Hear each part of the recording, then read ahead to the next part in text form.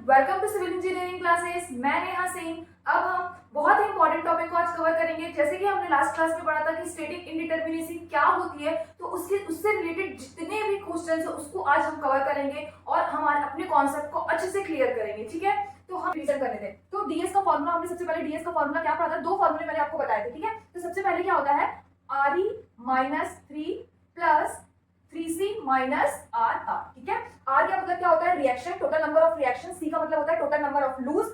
Are का मतलब होता है कि टोटल नंबर ऑफ रिलीज कितने दिए हुए हैं वहां पर। ठीक, दूसरा फॉर्मूला आपको याद होगा, हमने पढ़ा था डीएस इक्वल टू क्या होता है, 3m plus RE minus 3J। ये किसका फॉर्मूला है, फ्रेम के लिए। ट्रस के लिए हमने क्या पढ़ा था, ट्रस के लिए हमने क्या पढ़ा था, ds equals to m plus RE minus 2J। किसके केस में, 2D के केस में। और 3D के केस में क्या हो जाएगा, ds equals to m plus RE minus 3J। ये किसके केस में हो जाएगा, 3D के केस में। ठीक है, तो इस फॉर्मूले का यूज करके हम स्टैटिक इंडिटरमिनेसी को फाइंड आउट करेंगे। ठीक है, देखो एक ऐसा स्ट्रक्चर दिया हुआ है, फ्रेम दिया हुआ है अपने को, यहाँ पे हिंज बना हुआ है, यहाँ पर रोलर बना हुआ है। ठीक है, जैसा दिया हुआ है। ठीक, अब यहाँ पर एक इंटरनल हिंज दिया हुआ है, यहाँ पर एक इंटरनल हिंज दिया हुआ है। ये भी क्या दिया हुआ है अपने को, हिंज, और इधर भी क्या दिया हुआ है, हिंज। ठीक, तो अब हमको इसका ds की वैल्यू फाइंड आउट करना है। तो सबसे पहले कमेंट में उसमें कमेंट करिए ds का फॉर्मूला क्या होता है, RE minus 3 plus 3C minus RR। ठीक है, RE की वैल्यू कितना आ जाएगा बताइए मुझे, रिएक्शन कितना हो जाएगा, यहाँ पर कितना आएगा, हिंज है तो 2, रोलर है तो 1, 2 और 1 3, तो रिएक्शन कितना हो जाएगा, 3 क्लोज लूप है क्या, बिल्कुल है। C कितना हो जाएगा, क्लोज लूप 1, तो ये हो गया 1। ठीक, अब निकाल लेते हैं हम लोग RR। तो अब देखो यहाँ पर ध्यान देना है, RR का फॉर्मूला क्या होता है, summation of m dash minus 1। ठीक, तो यहाँ पर दो जगह दिया होता है, इसको सॉल्व करेंगे। यहाँ पर कितने मेंबर्स कनेक्टेड है, वो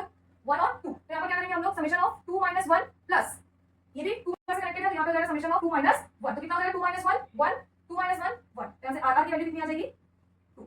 ठीक है, इसको ध्यान से समझिएगा, बहुत इंपॉर्टेंट है। देखो यहाँ पर भी एक इंटरनल हिंज दिया हुआ है, यहाँ पर भी इंटरनल हिंज दिया हुआ है, दो जगह दिया हुआ है। इसका फॉर्मूला क्या होता है, summation of m dash minus 1।